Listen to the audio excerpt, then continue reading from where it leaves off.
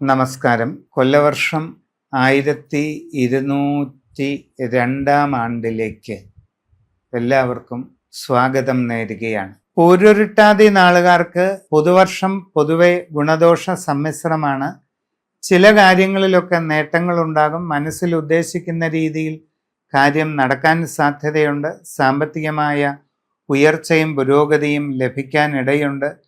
ഗൃഹനിർമ്മാണം നടത്തിക്കൊണ്ടിരിക്കുന്നവർക്ക് അത് പൂർത്തീകരിക്കാൻ അവസരമുണ്ടായേക്കും.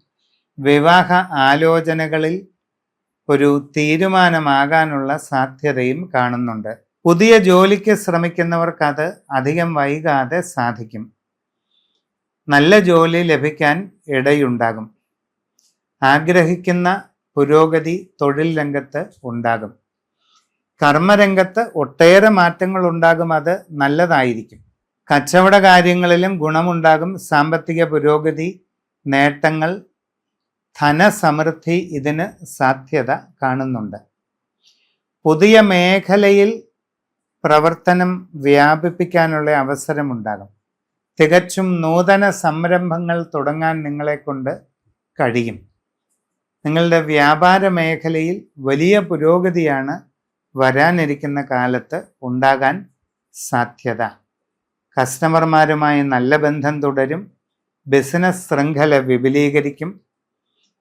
തികച്ചും പുതിയ മേഖലയിൽ പ്രവർത്തിക്കുന്നതിലൂടെ ബിസിനസ് അടിത്തറ വർദ്ധിക്കുകയും ചെയ്യും. വലിയ സാമ്പത്തിക പുരോഗതിയിലേക്ക് മുന്നേറാനുള്ള അവസരം നിങ്ങൾക്കുണ്ടാകും.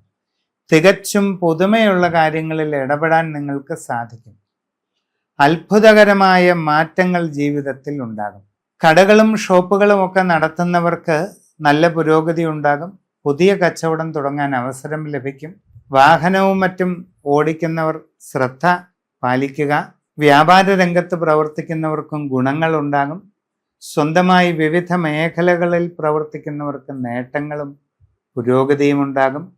ഔദ്യോഗിക രംഗത്ത് വിവിധ വകുപ്പുകളിൽ പ്രവർത്തിക്കുന്നവർക്ക് സ്ഥലമാറ്റം, സ്ഥാനക്കയറ്റം തുടങ്ങിയ അനുകൂലമായ മാറ്റങ്ങൾക്ക് ഒരു സാധ്യത കാണുന്നുണ്ട്. ജീവിതത്തിൽ സുപ്രധാനമായ മാറ്റങ്ങൾ ഉണ്ടാകാൻ സാധ്യതയുള്ള കാലഘട്ടമാണ് വരാൻ പോകുന്നത്. കുടുംബപരമായ കാവുകളോ ആരാധനാ കേന്ദ്രങ്ങളോ ഉള്ളവർ അത് ശരിയായി പരിപാലിച്ച് മുമ്പോട്ട് പോവുക.